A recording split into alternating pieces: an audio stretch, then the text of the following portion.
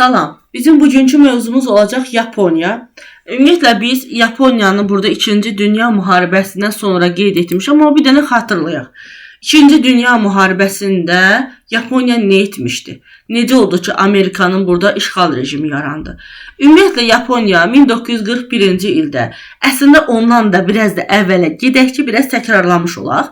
Deməli, Yaponiya nə etmişdi? Yaponiya 1-ci Dünya müharibəsində Antanta tərəfdən iştirak elədi. Amma müharibənin yekunu onda heç ürəyincə olmadı.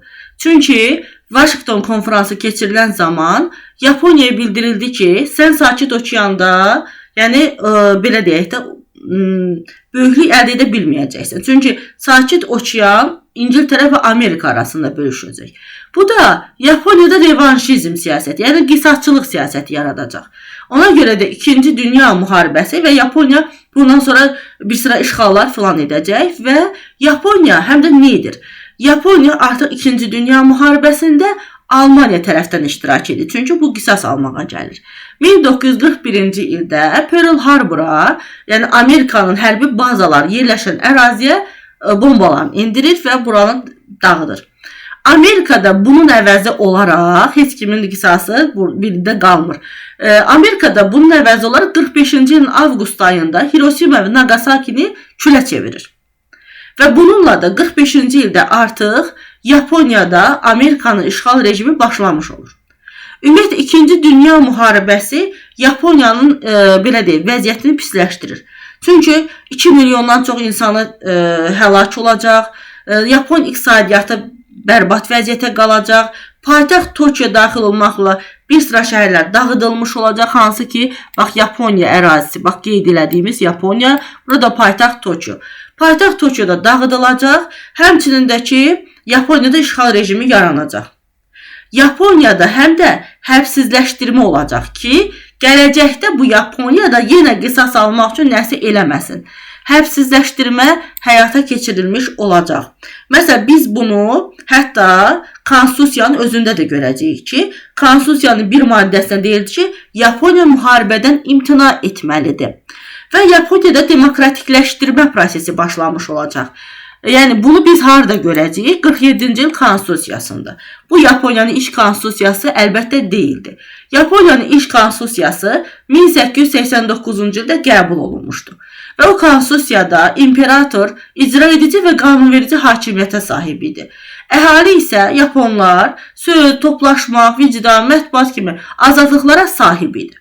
Amma 47-ci il konstitusiyasında Amerikanın işğal rejimi ola-ola burada İngiltərə nümunəsində bir parlamentli monarxiya yaradılacaq. Yəni, bunun səbəbi nədir? Əslində, yəni, onlar demokratik bir rejimi tam yaratmaq istəmirlər əlbəttə ki, özlərinki kimi olmasın. Yəni, bunu niyə deyirik? Çünki necə ki, İngiltərədə hökmdar simvolik xarakter daşıyırdısa, Yaponiyada da imperatoru simvolik xarakter daşıması üçün saxlatdırırlar. Yəni, bu simvolik, rəsmi, belə deyək də, heç bir hüquqa sahib olmayan, səlahiyyətləri məhdudlaşdırılan bir imperator var. Bu sadəcə saxlanılır. İngiltərədə gördüyümüz kimi. Ona görə də İngiltərədəki kimi artıq Yaponiyada da parlamentli monarxiya olacaq. Və 47-ci il konstitusiyası ilə imperator simvolik xarakter daşımış olacaq. Həmçinin də artıq burada Yaponiyanı da hakimiyyətin mənbəyi xalq elan ediləcək. Qadınlarla bərabər kişilər, qadınlar da seçki hüququ əldə etmiş olacaq. İnsan, əməliyyətlə konstitusiya insan və hüquq azadlıqlarının təminatçısı rolunu oynayacaq. Həmçində bir maddə o olacaq ki, bu maddəyə görə Yaponiyada artıq müharibədən imtina edilməli idi. Və bu ABŞ rejimi 45-dən ta ki 51-ə qədər davam edəcək. Niyə 1951-ci il deyirik? Çünki 51-ci ildə San Fransiskoda deməli konfrans çağırılacaq. San Fransiskoda Amerikada, Kaliforniyada yerləşən bir limandır. San Fransisko konfransı keçiriləcək. Bu konfransda Yaponiyaya qarşı müharibədə kimlər var idisə, bunların içərisində Türkiyə, Polşa, Çexoslovakiya, SSR də iştirak edirdi. Hamısı o konfransa gələcək. Amma müqaviləni Polşa, SSR və Çexoslovakiya qəbul etməyəcək, imzalamayacaqlar. Həmin müqavilədə nə deyilirdi? Müqaviləyə görə, deməli, San Francisco konfransına görə deyilirdi ki, Yaponiya Koreyadır. Bax, burada bir dənə göstərək. Təzədən deməli, bu formada göstərim. Bax, Yaponiya Kuril adasıdır, Sakhalindir. Daha sonra orada qeyd olunacaqdır Tayvandır. Hansı ki, bax, Tayvan buradır. Tayvandır, Kuril adasıdır, Sakhalindir. Həmçinin də ki, orada Pescadores var idi, adaları, Spratly, Paracel adaları. Bax, bu adalar üzərində, bu ərazilər üzərində olan iddialardan əl çəkəcək. Deyir, mən bunu mənim qeyd elədiyim digər adalar Çinin cənubunda yerləşən adalardır. Deməli, deyir ki, mən bu adalar, bu ərazilər üzərində iddialarla əl çəkirəm. Yaponiya təzminat ödəməli idi həmin müqaviləyə görə. Həmçinin də ki, 90 gün müddətində Yaponiyadakı ABŞ-ın o qüvvələri çıxarılmalı idi. Bax, bu müqavilənin şərtləri idi. Amma bu müqavilədə deyilən bəzi məsələlər yerinə yetirilmir. Məsələn, bunlardan biri təzminat məsələsidir.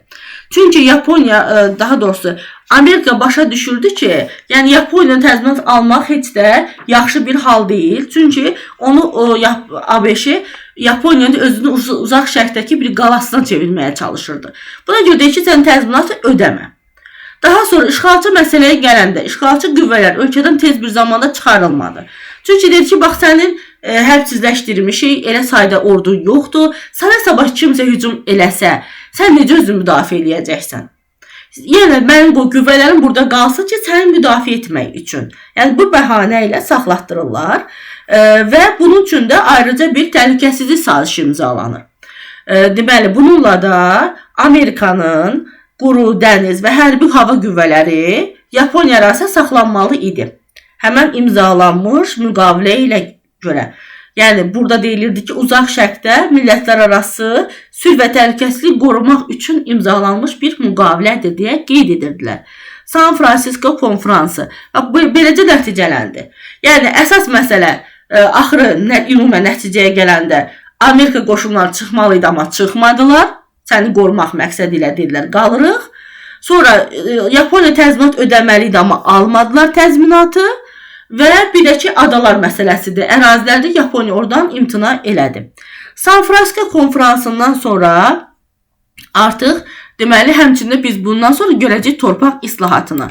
Bir çoxlarımız deyirik ki, axı, Yaponiyada torpaq islahatı keçirilməyib. Elə deyil. Orada bir cümlək var ki, dərsliyimizdə deyir ki, böyük torpaq sahiblərinin torpaqlarının bir hissəsi alınır və kəndliyə uyğun qiymətə satılmağa başlayır. Bax, bunun özü torpaq və yaxud da aqrar islahatdır da. Ona görə biz də bunu Yaponiya üçün də deyə bilərik. Daha sonra gəlir Yapon iqtisadi möcüzəsi. Hansı ki, Yaponiyada biz dedik ki, Koreya müharibəsi əslində Amerikaya göstərdi ki, bu Yaponiya sənə çox lazımdır, hələ Amerika.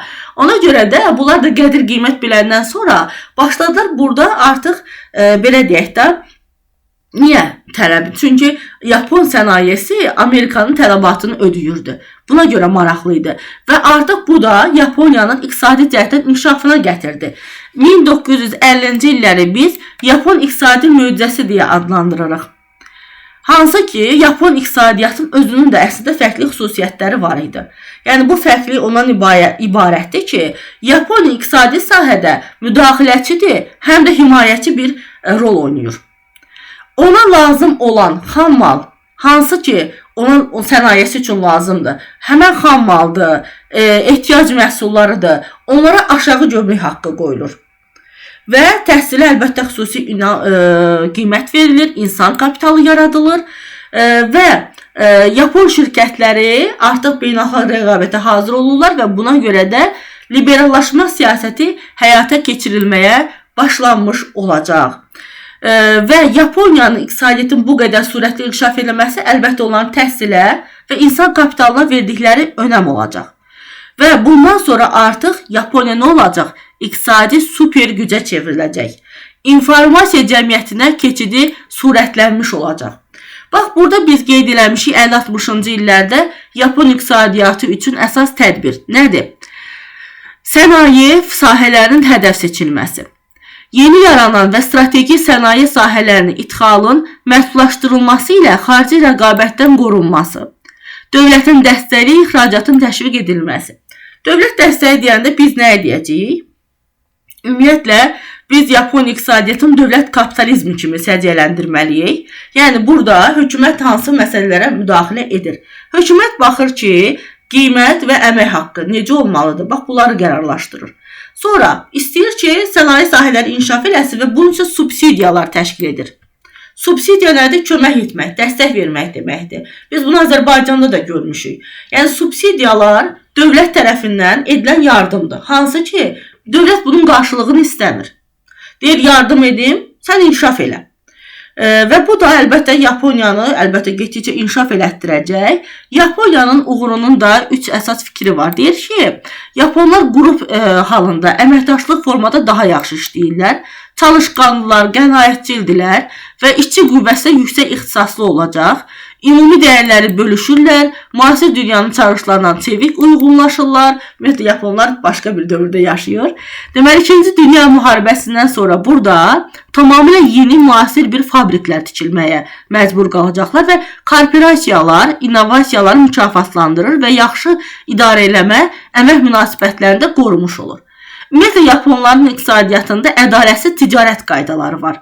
Yəni, onlar xarici bazara çıxmaq üçün məhsulu bir müddət maya dəyərindən aşağı qiymətə verirlər və bu da digər ölkələrdən idxalı məhdudlaşdırmış olacaq. Yaponiya əgər bu qədər inkişaf edibsə, bəs sonda necə oldu? Sonda əlbəttə ki, paytaxt Tokyo şəhəri bir megapolisə çevrildi. Megapolis də nədir? Yunan sözüdür. Yəni ki, böyük bir şəhər deməkdir və dəhər şəhərləri əhatə edən bir megapoliyadır Yaponiya. Tokyo şəhəri daha doğrusu. Bəs yaxşı, elm texnologiya sahəsində neynədilər? Bunlar bu qədər təhsil önəm verdisə, bunun əvəzini aldılar mı? Əlbəttə ki, Yaponiyada ümumiyyətlə baxacaq ki, bir çox sahələrdə yeniliklər edəcəklər. Ümumiyyətlə, texnologiyadır, elm sahəsidir, tibb sahəsidir, bunlarda çox yüksək inkişaf eləyib.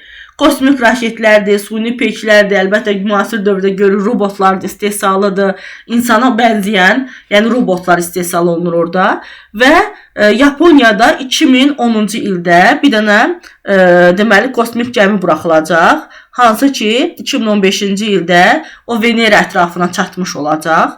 2030-cu ildə bir planları var.